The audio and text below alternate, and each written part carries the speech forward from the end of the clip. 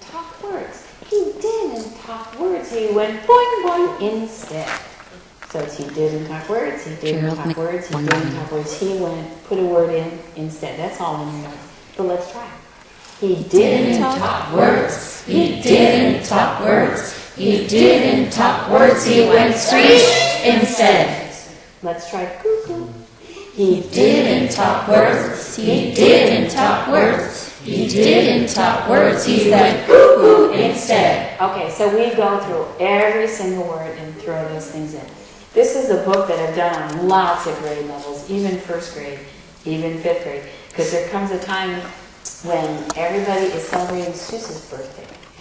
Do you do that in this group? Yes. Oh, yeah. We have a whole like around reading week and stuff. So I pull it out and I'll just do different various things with different grade levels. Because here's another one. Transfer it to body expression. He did. He did. He did. So you went bang instead. So just put the word in with your voice. And that should be in your notes, but it's not. So soprano block. Look at turn the page on page 40. I'm finding lots of flags today. They're just saying that there's the title using is an extra use. Yeah, that's really.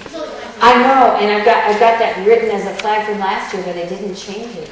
Imagine that, I ran into my notes and thought, that's crazy. Here I found it, and I didn't do anything about it. I got it. It's right here. 2 U's I'm using, and I didn't do anything about it. So how sketchy is that?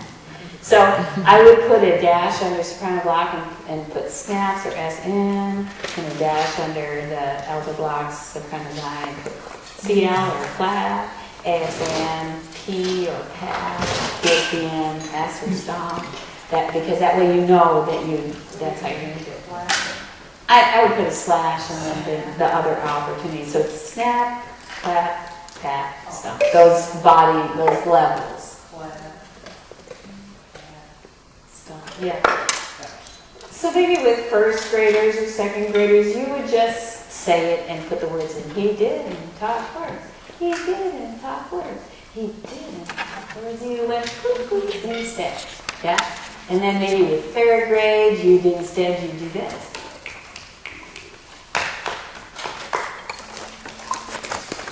Bang! Just like that when it comes in the book. And maybe with fourth and fifth grade, we transfer it to the blocks and all the instruments. So blocks, you get he didn't talk words, first one. To see on the score, alto blocks, soprano blocks, and get the second one. Alto zi, alto metallic, get the third one. Everyone says the word that we're on. Basses go so do. So for a secant time, what is so do? GC. I would want kids to figure that out. I say, if C is do, what is so? And they have to figure that out for me. Okay? So let's see what it's going to sound like. And let's choose honk. Okay, so blocks, you're up first, round of blocks. Ready? You're going to play. Now we're transferring to playing because we're up in fourth or fifth grade. This book, like I said, I use it across the grade levels. Sometimes anything you want, just the rhythm. And so during Seuss's, some year when we're doing the Seuss stuff, maybe I'll pull this book out and use it in different ways in every grade. So let's try it. Here you go.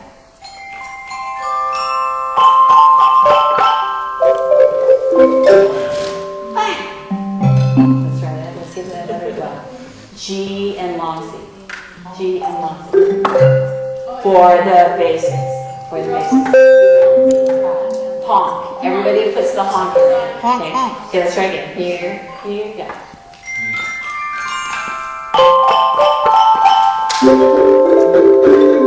Honk. Yeah, okay, so that's what we be doing. So let me share the book, and you're going to play that a lot of times. You're going to put in a special word that it's going to be obvious. The hardest part about this book is getting ready as a teacher to be able to read it in the rhythm. This is this, because I read it mostly in 3, and then I break out of it at a certain point. This is the story of Gerald McCoy and the strange thing that happened to that little boy. They say it all started when Gerald was 2. That's the age kids start talking, at least most of them do. Well, when he started talking, do you know what he said? He didn't talk words. He went boing boing instead.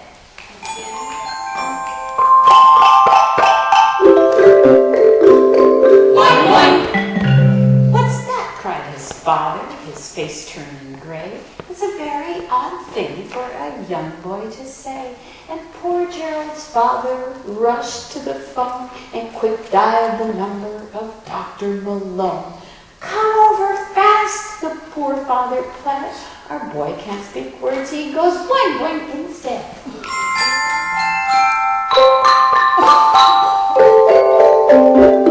Boing boing. "I see," said the doctor. "It's just as you said. He doesn't speak words, he goes boing boing instead."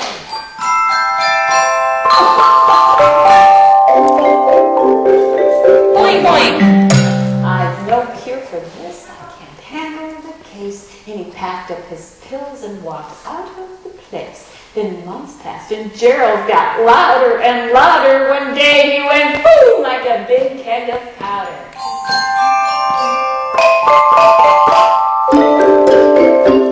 Boom! It was then that his father said, "This is enough. He'll drive us both mad with this terrible stuff. A boy of his age shouldn't sound like a fool. He's got to learn words. We must send him to school." So Gerald marched off, an obedient creature, but soon was back home with a note from his teacher. "From Public School 7 to Mrs. McCloy. Your little son Gerald, the most hopeless boy. We cannot accept him, for we have a rule that pupils must not go cuckoo in our school."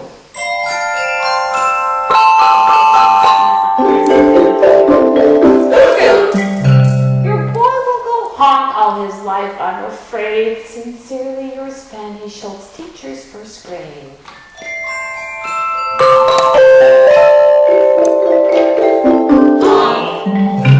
And as little Gerald grew older, he found when a fellow goes bam, no one wants him around.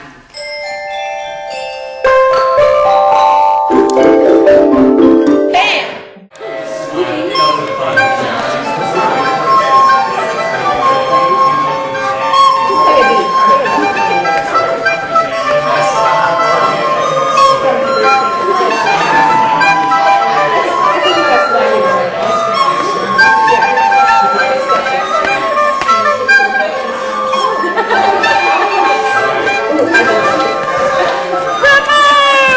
That was Gail Wins. The moon and the moon bless me. Now, if you can't sing God, substitute something. That's just a traditional poem, and I took it exactly as it is. So echo me. I see the moon and the moon sees me. I see the moon and the moon sees me. God bless the moon. Oh, there you go. Thank you. Another flag. God bless the moon and the moon bless me. Your yours. God bless the moon and the moon bless me. Okay, so it's the border and you teach it like this. I see the moon and the moon sees me. God bless the moon and the moon bless me. So let's all experience it. Let's say if you're at a bass or an alto metallophone, take this part. If you're at a soprano metallophone, soprano block, take this part. Okay? And since we're in C pentatonic, it's going to be C and G. Okay? Ready? Let's just hear what it sounds like.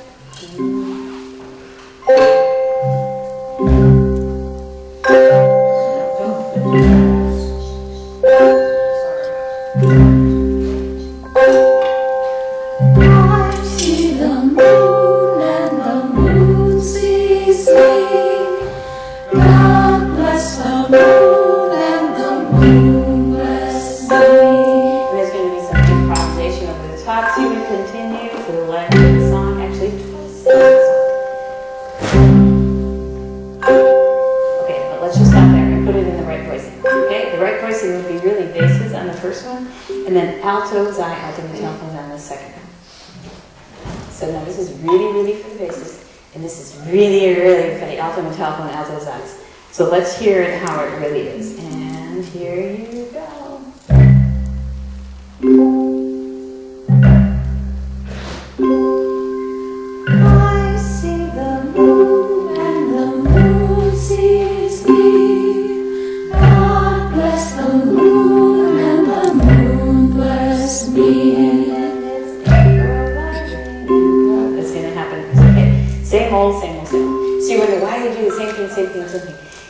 accessible to kids, and you get a good product. So now, how many, no, don't look at your book. Don't look at your book. Because with kids, I mean, they don't have the book. They might have letters, but they don't need those letters. Just think in your head, how many times do you hear the word and? Don't look at your book. It's better to think through this. Two. And is actually when the triangle plays. So let's see if we can just snap on and. I see the moon and the moon sees me. God bless the moon and the moon bless me. That's the triangle part. And it's so easy if you go approach it through language. I got a triangle out and I already lost it. Oh no. Isn't that funny? Here it is. I gave it on myself. So this triangle is a ridged triangle. So instead of just striking it, you could, if you want. So who would like? You were first. That's a pretty piece of rebar. Yeah, it is. It is. Yeah, I like those ridged triangles. All right, so we know that's going to work. And I would ask the kids if I went, how do you think I could express that through rhythmic language? They would say, tee-tee-ta. So listen to my whole pattern. Tee-tee-ta, wait. Tee-tee-ta, tee-tee-ta. Tee-tee-ta, wait. Tee-tee-ta, tee-tee-ta. And that's the sleigh bell pattern. So I have them clap over here, or the slide bell. Here we go. Tee-tee-ta, I'll do it like that. Wait. Tee-tee-ta, tee-tee-ta, tee-tee-ta, wait. Tee-tee-ta, tee-tee-ta. So it's one pattern that happens twice. It's the, oh, see, I knew I could find it. So who wants to take this on? You got it. Sleigh bells. Okay. Then there's another block color part. Okay. Let's just snap it. You can look at your books now. Let's just snap it when we sing and snap that block part. So here we go. I see the moon and the moon sees me. God bless the moon and the moon bless me. And then you have to snap again if we go into our improvisation. Although you turn straight to improvisation, so that's the grouping of each one that improvises. Let's put this together and see what it sounds like. Who improvises? The people who do the color turn to improvisation. But we're just going to do this and not go to the improvisation yet.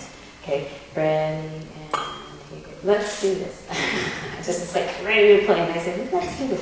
Why don't we play the orchestration with that? Benny singing, and then sing, and then stop there. Okay, ready, and here we go.